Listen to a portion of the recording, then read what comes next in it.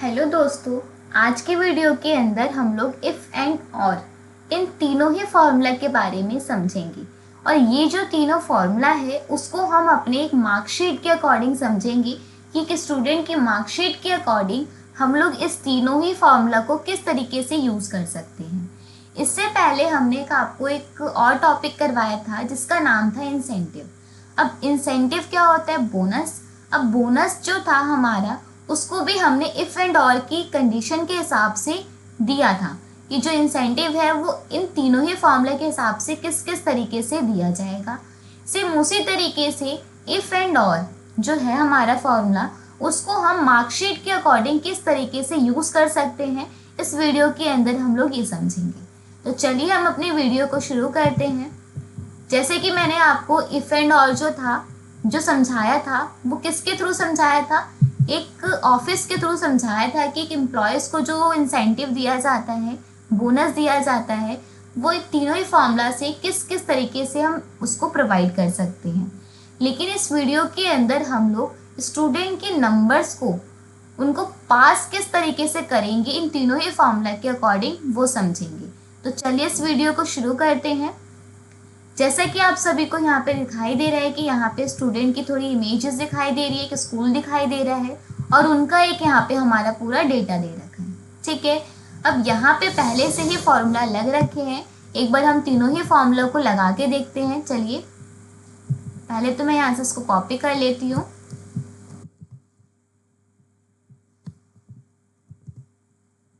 तो चलिए स्टार्ट करते हैं अपने इफ एंड और फॉर्मूला को। अब तीनों का ही मतलब तो मैंने आपको पहले ही बता दिया था इंसेंटिव वाले उसके वीडियो के अंदर कि जो इफ़ एंड और है वो क्या होता है। इफ़ का मतलब होता है कोई भी अगर हम लॉजिक लगाते हैं उस कंडीशन में करते हैं। अगर हमारे पास जो लॉजिक है वो बहुत सारा है, ठीक है, अलग अलग टाइप के हैं, तो उसके लिए हम और का यूज़ करेंगे, एंड का यूज़ करेंगे। और अगर हमें कोई कंडीशन में से और का मतलब क्या होता है, जैसे मान लें ये या तो वो, ठीक है, इसके हिसाब से कोई फॉर्मूला लगाना है तो हम यहाँ पे और का यूज़ करेंगे। तो चलिए एक बार लगा के देखते हैं, तब जाके हमें थोड़ा बेटर समझ में आएगा।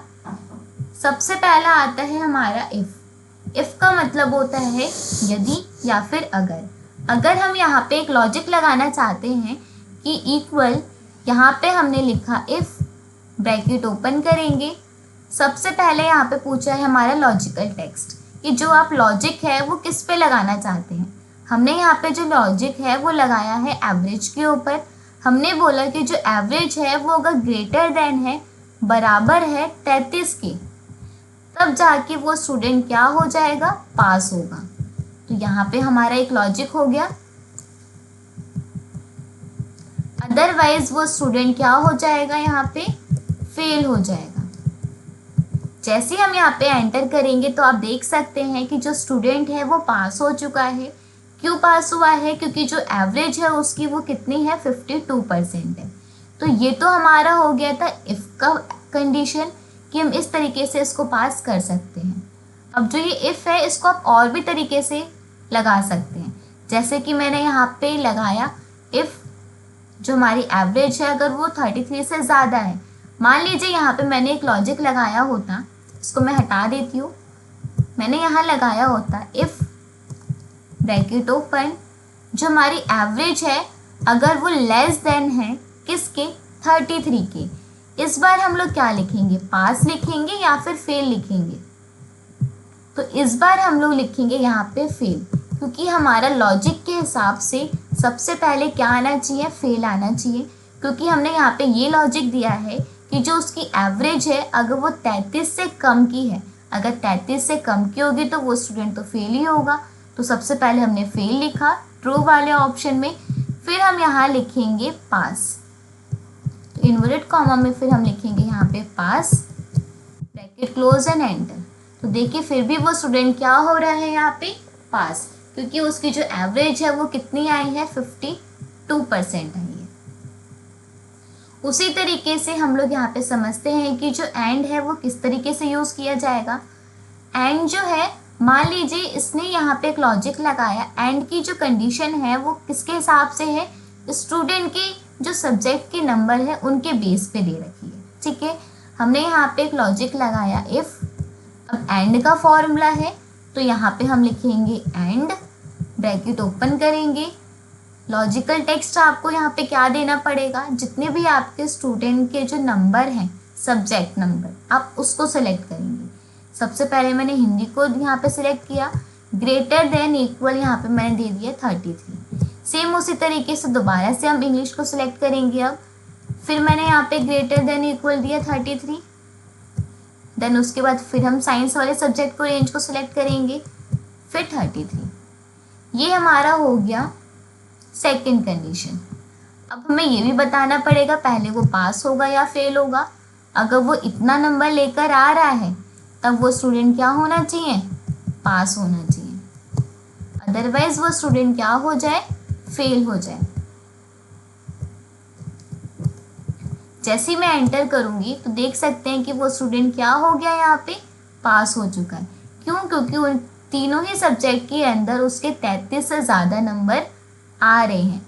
अगर मान लीजिए इंग्लिश के में उसके कितने नंबर आए होते, 31 ही मान लीजिए, और जैसे ही मैंने एंटर किया तो आप देख सकते हैं इफ़ के अंदर तो वो पास हो रहा है क्योंकि जो उसकी एवरेज अभी वो 47 आ रही है। लेकिन जो एंड है उसकी कंडीशन के हिसाब से वो स्टूडेंट पास नहीं है। क्यों नहीं है, क्योंकि एंड ने एक कंडीशन रखी है कि आपके तीनों ही सब्जेक्ट में 33 या उससे ज़्यादा नंबर आने चाहिए। इस वजह से वो स्टूडेंट क्या हो चुका है, यहाँ पे फेल हो चुका है। सेम उसी तरीके से यहाँ पे हम लोग और वाली कंडीशन को समझते हैं। यहाँ पे हमने लगाया इक्वल इफ, ब्रैकेट ओपन। अब यहाँ पे हमने दे दिया और में क्या होगा, अगर वो स्टूडेंट किसी एक सब्जेक्ट में भी पास है तो वो उसको क्या कर देगा, पास कर देगा। यहाँ पे हमने पहले लॉजिक लगा लेते हैं अपना।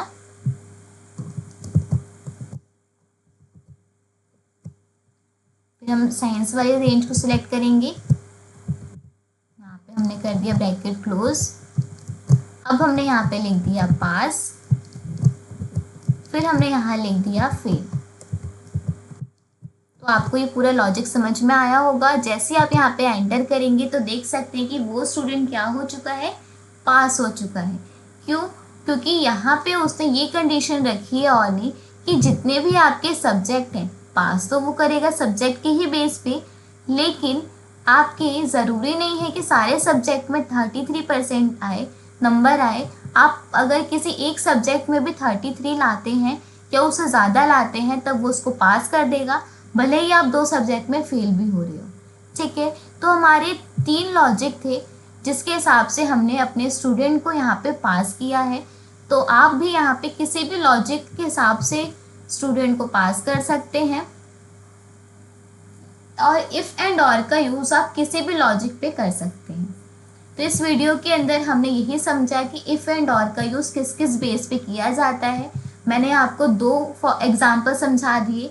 पहला तो इंसेंटिव के बेस पे, दूसरा आपको मार्कशीट के बेस पे। अगर आपको कोई भी डाउट हो इस वीडियो के अंदर तो आप हमसे पूछ सकते हैं कमेंट बॉक्स में।